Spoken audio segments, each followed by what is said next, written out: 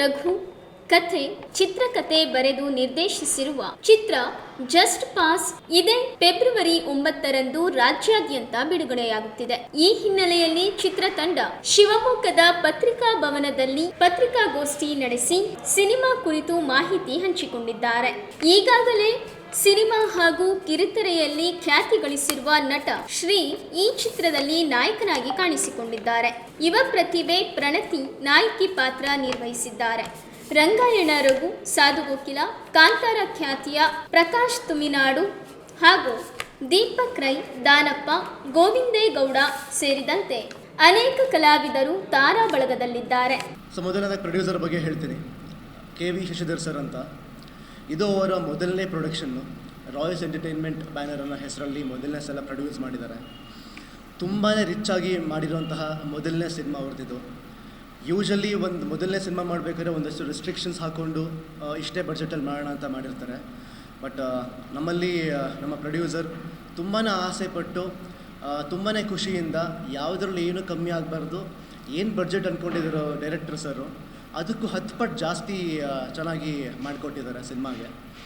ಅವರು ಮುಂಚೆ ಕಲಾವಿದರಾಗಿ ಅವ್ರಿಗೆ ಒಂದು 4-5 ಸಿನಿಮಾ ಮಾಡಿದ್ರು. ಅದಾದಮೇಲೆ ಒಂದು ಬ್ರೇಕ್ ತೊಗೊಂಡು ಮತ್ತೆ ಇಂಡಸ್ಟ್ರಿಗೆ ಬಂದಿದ್ದಾರೆ ಆ್ಯಸ್ ಪ್ರೊಡ್ಯೂಸರ್. ಎಷ್ಟೋ ಆರ್ಟಿಸ್ಟ್ಗೆ ಕೆಲಸ ಕೊಟ್ಟಿದ್ದಾರೆ ಆ್ಯಂಡ್ ತುಂಬ ಚೆನ್ನಾಗಿ ನೋಡ್ಕೊಂಡಿದ್ದಾರೆ ಎಲ್ಲರೂ. ಆ್ಯಂಡ್ ನಮಗೆ ಒಂದು ನಂಬಿಕೆ ಏನಂದರೆ ಬರೀ ನಮ್ಮ ಈ ಸಿನಿಮಾಗಷ್ಟೇ ಅಲ್ಲ, ಇಡೀ ಕನ್ನಡ ಫಿಲಮ್ ಇಂಡಸ್ಟ್ರಿಗೆ ಒಬ್ಬ ದೊಡ್ಡ ಪ್ರೊಡ್ಯೂಸರ್ ಆಗೋ ಎಲ್ಲ ಲಕ್ಷಣಗಳಿದೆ ಆ್ಯಂಡ್ ಆಗ್ತಾರೆ ಕೂಡ. ಅವರು ಡೈರೆಕ್ಟರ್ KM ರಘು ಸರ್ ಅಂತ. ಅವರು ಹಿಂದೆ ಪರಸಂಗ, ದೊಡ್ಡಹಟ್ಟಿ ಬೋರೇಗೌಡ, ತರ್ಲೆ ವಿಲೇಜ್ ಈ ಸಿನಿಮಾಗಳಲ್ಲಿ ಮಾಡಿದ್ದಾರೆ. ಆ ಹಿಂದಿನ ಸಿನಿಮಾಗೆ ಅವ್ರಿಗೆ ಬ್ಯಾಂಗ್ಳೂರ್ ಫಿಲ್ಮ್ ಫೆಸ್ಟಿವಲ್ಗೆ ಬೆಸ್ಟ್ ಅವಾರ್ಡ್, ಫಸ್ಟ್ ಪ್ಲೇಸಲ್ಲಿ ಅವಾರ್ಡ್ ಸಿಕ್ತು. ಆ್ಯಂಡ್ ಈ ಕತೆ ಜಸ್ಟ್ ಪಾಸ್ ಅನ್ನೋದು ಏನಕ್ಕೆ ಜಸ್ಟ್ ಪಾಸ್ ಅಂತ ಹೇಳ್ತಾರೆ ಅಂದರೆ, ಸುಮಾರು ಎಲ್ಲ ಕಡೆ ಕಾಲೇಜಲ್ಲಾಗಲಿ ಇಲ್ಲ ಸಮಾಜದಲ್ಲಾಗಲಿ ಇಲ್ಲ ಮನೇಲಾಗಲಿ ಈ ಡಿಸ್ಟಿಂಕ್ಷನ್, ಫಸ್ಟ್ ಕ್ಲಾಸ್, ರ್ಯಾಂಕ್ ಸ್ಟೂಡೆಂಟ್ಸಿಗೆ ಮಾತ್ರ ತುಂಬ ಆದ್ಯತೆ ಕೊಡ್ತಾರೆ. ಅವ್ರಿಗೆ ಮಾತ್ರ ಬೇಗ ಸೀಟ್ ಸಿಗುತ್ತೆ, ಒಳ್ಳೆಯ ಕಂಪ್ನಿಯಲ್ಲಿ ಕೆಲಸ ಸಿಗುತ್ತೆ.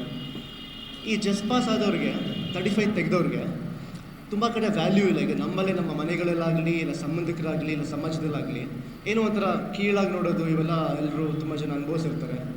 ಸೊ ಇಂಥವ್ರಿಗೆ ಅಂತ ಒಂದು ಕಾಲೇಜ್ ಮಾಡಿದಾಗ ಬರೀ 35 ತೆಗೆದವ್ರಿಗೆ ಆ್ಯಂಡ್ ಅವ್ರಿಗೆ ಅಂತ ಒಂದು ಹಾಸ್ಟೆಲ್ ಮಾಡಿದಾಗ ಹೇಗಿರುತ್ತೆ ಅನ್ನೋದು ಕಾನ್ಸೆಪ್ಟು. ಈ ಬೇಸ್ ಮೇಲೆ ಇರುವಂತಹ ಚಿತ್ರ ಇದು ಕಾಲೇಜ್ ಸ್ಟೋರಿ, ಕಾಲೇಜ್ ಬ್ಯಾಕ್ಗ್ರೌಂಡ್ ಇರುತ್ತೆ.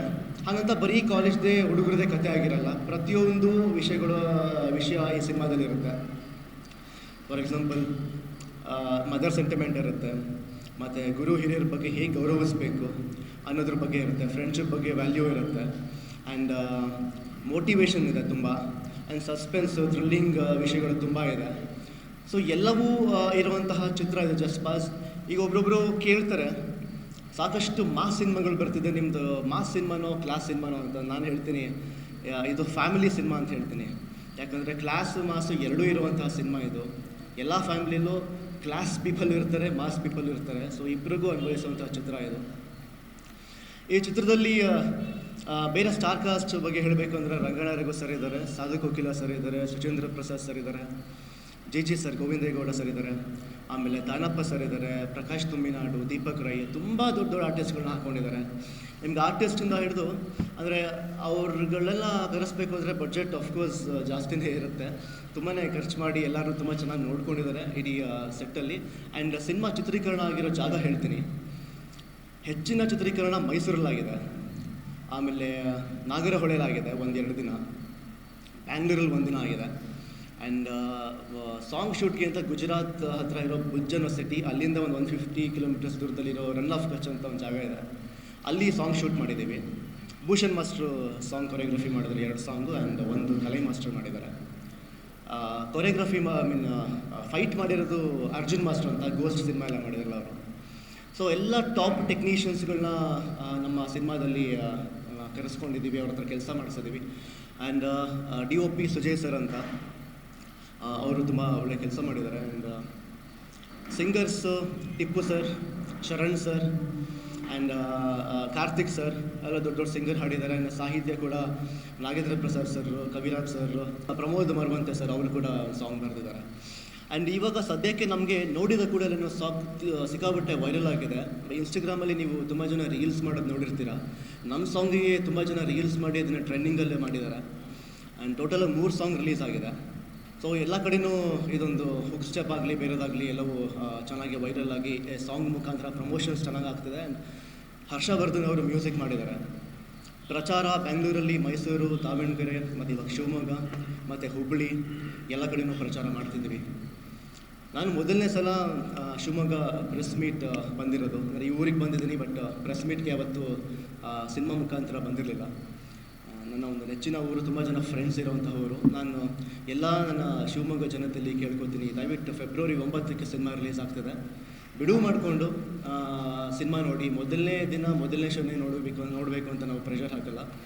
ಒಂದು 3 ದಿನ ಶನಿವಾರ, ಶುಕ್ರವಾರ, ಶನಿವಾರ, ಭಾನುವಾರ ದಯವಿಟ್ಟು ಬಿಡುವು ಮಾಡ್ಕೊಂಡು ನೋಡಿದ್ರೆ ನಮ್ಮ ಪ್ರೊಡ್ಯೂಸರ್ಗೂ ಹೆಲ್ಪ್ ಆಗುತ್ತೆ, ನಮ್ಮಂಥ ಎಷ್ಟೋ ಕಲಾವಿದರಿಗೆ ಹೆಲ್ಪ್ ಆಗುತ್ತೆ, ಕನ್ನಡ ಸಿನಿಮಾ ಇಂಡಸ್ಟ್ರಿಗೆ ಹೆಲ್ಪ್ ಆಗುತ್ತೆ. ಬೇಸಿಕಲಿ ಇವಾಗ 35 ಮಾರ್ಕ್ಸ್ ಅಂದಿದ ತಕ್ಷಣ ನಮಗೆ ನೆನಪಾಗೋದು ಮಾರ್ಕ್ಸ್ ಅಪ್ಪ ಬರೀ ಕಾಲೇಜ್ ಅವ್ರದ್ದು ಅಂತ ನಾವು ತಿಳ್ಕೊತೀವಿ. ಬಟ್ ಖಂಡಿತವಾಗ್ಲೂ ತಪ್ಪು. ಬರೀ ಕಾಲೇಜ್ ಸ್ಟೂಡೆಂಟ್ಸಿಗೆ ಅಷ್ಟೇ ಅಟ್ರಾಕ್ಟ್ ಆಗಲ್ಲ ಈ ಸಿನಿಮಾ, ಪ್ರತಿಯೊಬ್ಬರಿಗೂ ಕನೆಕ್ಟ್ ಆಗುತ್ತೆ. ಅಂದರೆ ಇವಾಗಿನ ಜನ್ರೇಷನಲ್ಲಿ ನಮಗೆ ವಯಸ್ಸಾದವ್ರ ಜೊತೆ ಅಷ್ಟು ಬಾಂಧವ್ಯ ಇರಲ್ಲ. ನಮಗೆಲ್ಲ ಆದರೆ ಅಜ್ಜಿ ತಾತ ಅಂದರೆ ಸಿಕ್ಕಾಪಟ್ಟೆ ಪ್ರೀತಿ ಇರುತ್ತೆ. ಬಟ್ ಇವಾಗಿನ ಜನ್ರೇಷನಲ್ಲಿ ಹೆಂಗಾಗೋಗಿದೆ ಅಂದರೆ ಅವರಿಗೆ ಟೈಮಿಗೆ ವ್ಯಾಲ್ಯೂ ಇಲ್ಲ, ಒಂದು ಪರ್ಸನಿಗೆ ವ್ಯಾಲ್ಯೂ ಇಲ್ಲ, ಮತ್ತು ಅಜ್ಜಿ ತಾತ ಅಂದರೆ ಅವರಿಗೆ ವ್ಯಾಲ್ಯೂ ಕೊಡಲ್ಲ. ಬಟ್ ಇದನ್ನೆಲ್ಲನೂ ನಮ್ಮ ಸಿನಿಮಾದಲ್ಲಿ ತುಂಬ ಚೆನ್ನಾಗಿ ತೋರಿಸಿದ್ದಾರೆ.